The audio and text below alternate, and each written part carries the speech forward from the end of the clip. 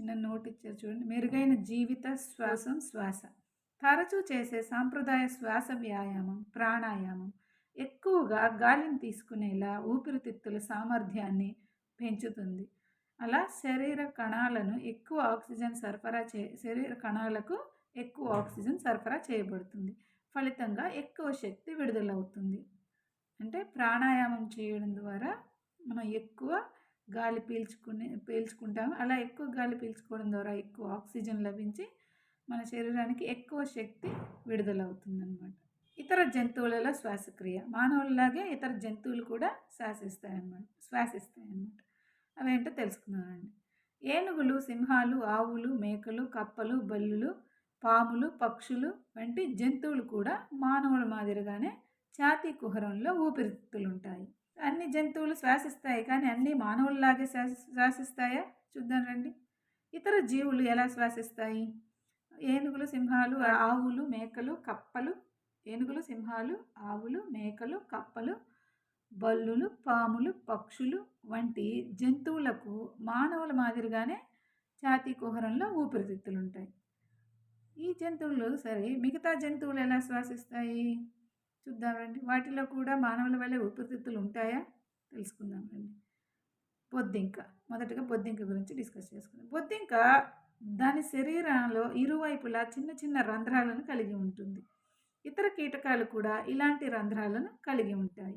ఈ రంధ్రాలను శ్వాస రంధ్రాలు అంటారు. అంటే బొద్దింకతో పాటు కీటకాలన్నీ కూడా శ్వాస రంధ్రాలను కలిగి ఉంటాయి. కీటకాలు వాయు మార్పిడి కొరకు వాయునాళాలనే గాలిగొట్టాల జాలకాన్ని కలిగి ఉంటాయి. కీటకాలన్నీ కూడా వాయు మార్పిడి కొరకు వాయునాళాలనే గాలిగొట్టాల జాలకాన్ని కలిగి ఉంటాయట. ఆక్సిజన్ సమృద్ధిగా ఉండే గాలి శ్వాసరంధ్రాల ద్వారా వాయునాళంలోకి వెళ్ళి శరీర కణజాలంలోకి వ్యాపనం చెంది శరీరంలోని ప్రతి కణానికి చేరుకుంటుంది. అదేవిధంగా కణాల నుండి కార్బన్ డయాక్సైడ్ వాయునాళాలలోకి ప్రవేశించి శ్వాసరంధ్రాల ద్వారా బయటకు వెళుతుంది. ఇది బొద్దింక మరియు కీటకాలలోని శ్వాస వ్యవస్థ. గాలి గొట్టాలు లేదా వాయునాళాలు కీటకాలలో మాత్రమే కనిపిస్తాయా? మరేమైనా ఇతర జంతువుల్లో ఈ గాలి గొట్టాలు లేదా వాయునాళాలు కీటకాలలో మాత్రమే కనిపిస్తాయట. మరే ఇతర జంతువులలోనూ కనపడవు. అంటే కీటకాలలో ఉండే శ్వాస వ్యవస్థ ఈ వాయునాళాల వ్యవస్థ అన్నమాట. వానపాము శ్వాస వ్యవస్థ ఎలా ఉందో చూద్దాం రండి. వానపాము వాటి చర్మం ద్వారా శ్వాసిస్తాయి. వానపాములు వాటి చర్మం ద్వారా శ్వాసిస్తాయని 6th క్లాస్లో తెలుసుకున్నాం కదా. వానపాము చర్మం తాకినప్పుడు తేమగా మరియు జిగటగా అనిపిస్తుంది. వాయువులు సులభంగా వాటి గుండా వెళ్ళగలవు. అలా జిగటగా ఉండడం వల్ల వాయువులు అనేవి ఆ చర్మం గుండా లోపలికి వెళ్ళగలవు. కప్పలు మానవుల మాదిరిగానే ఒక జత ఊపిరితిత్తులు ఉన్నప్పటికీ అవి తేమ మరియు జారుడుగా ఉన్న చర్మం ద్వారా కూడా శ్వాసించగలవు. అంటే కప్పలలో 2 రకాల శ్వాసక్రియ జరుగుతుంది. ఊపిరితిత్తుల ద్వారా జరుగుతుంది మరియు చర్మం ద్వారా కూడా జరుగుతుంది.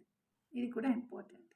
కప్పలు మానవుల్లాగే ఒక జత ఊపిరితిత్తులు ఉన్నప్పటికీ తేమగా ఉన్న జారుడుగా ఉన్న చర్మం ద్వారా కూడా శ్వాసించగలవు. నీటిలో నివసించే అనేక జీవులు ఉన్నాయి కదా. వాటిలో అవి ఎలా ఊపిరి పీల్చుకుంటాయి?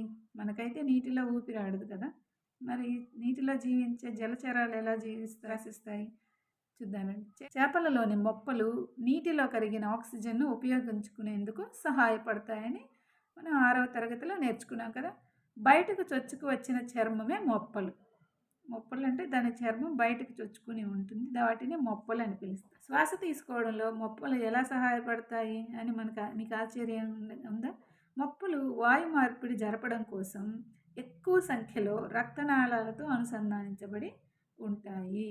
మొప్పల్లో ఎక్కువ రక్తనాళాలు ఉంటాయట శ్వాసక్రియకి సహాయపడడానికి. మొక్కలు కూడా వాటి మనుగడ కోసం శ్వాస తీసుకుంటాయి.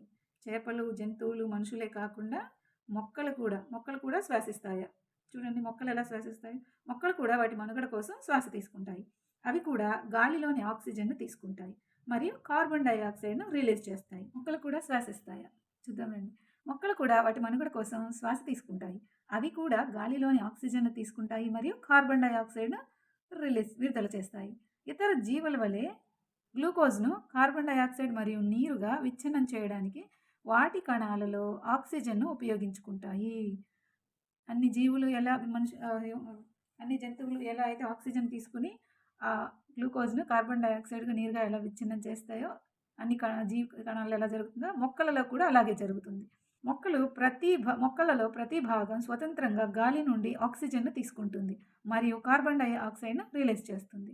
మొక్కలు ఫోటోసింథసిస్ టైంలో కార్బన్ డయాక్సైడ్‌ని తీసుకుని ఆక్సిజన్‌ని రిలీజ్ చేస్తాయి. కానీ గ్లూకోజ్‌ని విచ్ఛిన్నం చేయడానికి మాత్రం ఆక్సిజన్‌నే ఉపయోగించుకుంటాయి. మొక్కల ఆకులు ఆక్సిజన్ మరియు కార్బన్ డయాక్సైడ్ మార్పిడి కోసం పత్రరంధ్రాలు అని పిలువబడే చిన్న రంధ్రాలు ఉంటాయని మనం ఇంతకు ముందు పాఠాల్లో నేర్చుకున్నాం కదా. మొక్కలలో అన్ని ఇతర జీవుల వలె వేర్ల కణాలు కూడా శక్తిని ఉత్పత్తి చేసుకోవడానికి ఆక్సిజన్ అవసరం. మొక్కలలోని పైకి కనిపించే భాగాలు ఆకులు కాండాలు మాత్రమే కాకుండా మొక్కలలోని అన్ని ఇతర జీవ కణాల వలె వేర్ల కణాలు కూడా శక్తిని ఉత్పత్తి చేసుకోవడానికి ఆక్సిజన్ అవసరం. నేల రేణువుల మధ్య ఉండే గాలి గదుల నుండి వేర్లు తీసుకుంటాయి. ఇక్కడ పిక్చర్లో చూపించారు చూడండి. మట్టి రేణువుల మధ్య చిన్న చిన్న గ్యాప్లు ఉన్నాయి. ఆ గ్యాపుల్లో ఉండే గాలి ఆక్సిజన్ని గ్రహించి వాటి యొక్క శక్తిని ఉత్పత్తి చేసుకుంటాయట. ఈ వేర్లకి ఉండే చిన్న చిన్న మూలకేశాలు, చిన్న వేర్లను మూలకేశాలు అంటారు.